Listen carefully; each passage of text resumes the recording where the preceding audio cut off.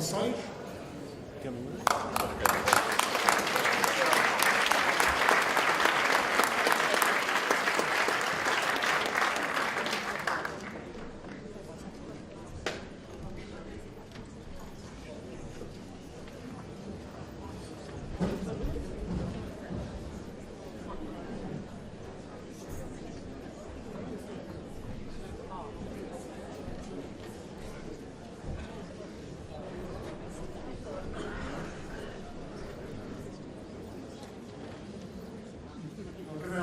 Participation delegates in order of speaking. First, Linda.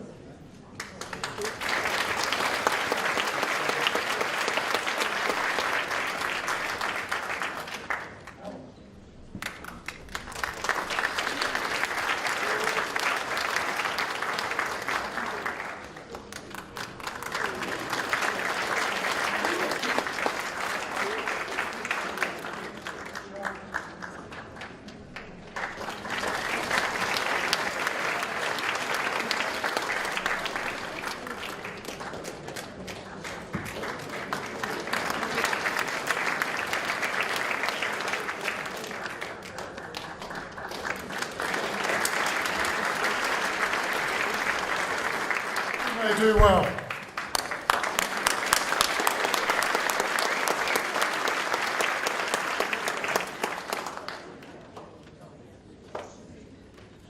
Been asked to make the questions and answers brief, so I'm going to ask each contestant in alphabetical sequence. First one I've got here is Helen Campbell. I liked her quote. She's put here, a speech should be like a woman, dress short enough to attract a teacher, but long enough to cover the subject. Winston Churchill. Helen's put in here, horse riding, novice. Helen, tell us about horse riding. Toastmasters and guests, and Graham. My New Year's resolution has been to step out of comfort zone, and I've been stepping out of comfort zone. For years, I've wanted to ride a horse, and this is the year I have taken horse riding lessons. I've got the jodhpurs, I've got the name for my horse, and it's going to be called Nudge. Now, by way of this audience today, I'm going to tell my dear husband Michael over here that I have enrolled for show jumping lessons next week.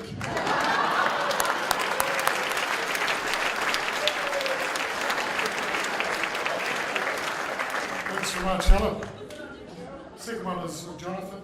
I liked his quote too. If a nation values anything more than freedom, it will lose its freedom. I thought that was a great quote. Now, Jonathan's into writing. Tell us about writing, Jonathan. Thank you, fellow Toastmasters and guests. Yeah, writing's something I've been interested in, I think, since I was a boy. And what I write now is fantasy.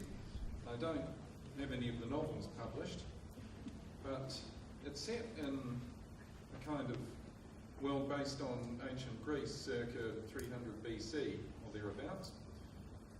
But one character in it is a character from Wellington, as it happens, who has been magic to the alternate world, and in that world he is, for all intents and purposes, a demon. As I said, I don't have any published, but I may be halfway through book 4 in the series, so...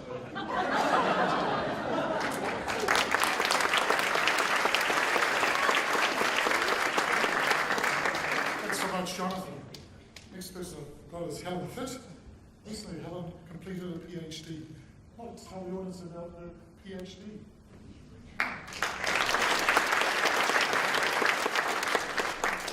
I'm going to keep this really brief because I've spent 4 years researching the same thing and written 85,000 words on it. And to be perfectly honest, I don't really want to tell you very much about it. So I'm just going to say it was about transport stuff, and the basic gist of it was, does it really matter if we call the bus a loser cruiser?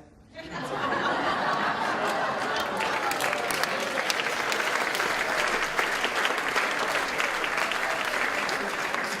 Michelle. Next one is, sorry, thanks, Alan. Next one is Michelle. Michelle's called geocaching? Geocaching. So tell us about geocaching.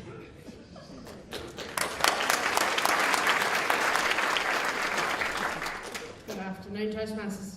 Geocaching is a scavenger hunt, but the clues are online, and it takes you to all sorts of weird and wonderful places that you would never normally even notice, but because you're going there searching for a particular item, you really get to know places very well. And I've just moved cities, and it's a great way to get to know a different part of the country, because I'm going to all these places that I never knew existed, or because I'm looking for something so I can tick off in my book that I found it. It's very exciting. Go do it. Thanks so much, Michelle. Next one is Peter. Peter's listed as one of his hobbies, fishing. He lives in Rotorua.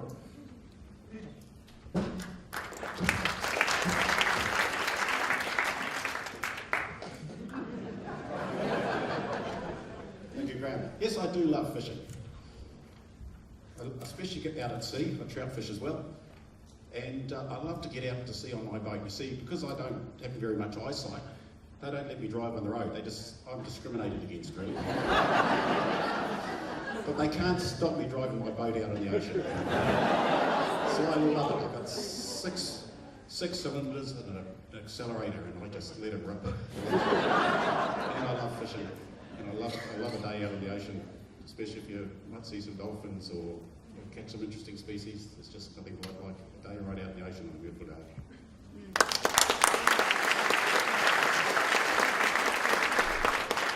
Thanks so much, Peter. Next one is Linda. And I'd like to quote, "Leave, follow, or get out of my way," from Kevin Roberts. That's Saatchi's CEO, who's a Kiwi, people didn't know. Now, Linda and her hobbies is listed singing. Tell us about singing.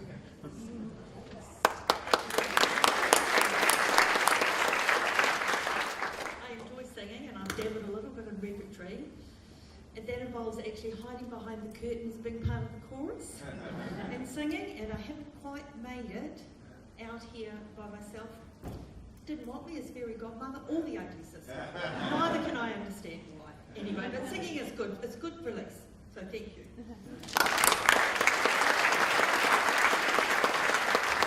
Thanks very much, Linda.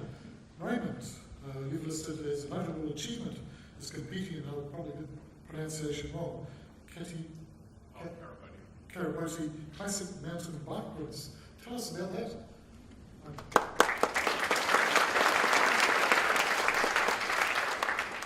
I took up mountain biking just over a year ago, and at the start of this year in March is the Karapoti Classic 50-kilometre mountain bike race in the Ikatara Forest north of Upper Hutt. Not a lot of that will make much sense, but for those in the know, this is quite a challenging race. It's the longest running race in Australasia, and it's basically just a big grueling slog, and lots of people just say they hate it, so I thought, why not? But I got very lucky this year because they bulldozed a part of it and made it easier, much to the chagrin of all my mates, so great.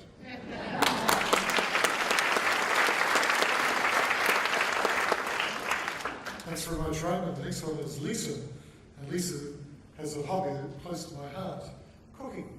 I'm looking forward to lunch. So tell us about what you like to cook, Lisa.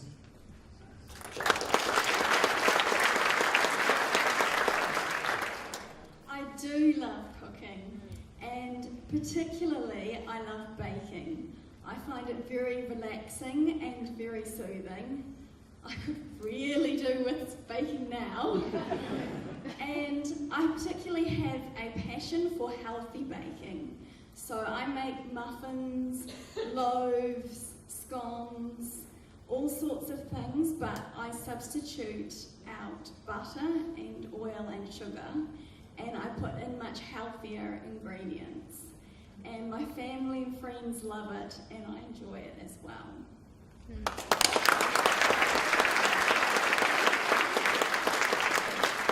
Thanks so much, Lisa. The last one is Joanna, and she is listed multisport as her hobby. Tell us about multisports. I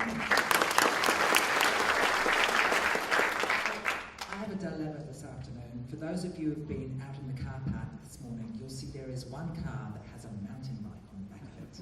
Well, it's mine. So the question is, how can I come to Rotorua and not mountain bike? So, do I stay here this afternoon, or given that it's not pouring with rain, do I go mountain biking? And I'm sorry, I'm going mountain biking.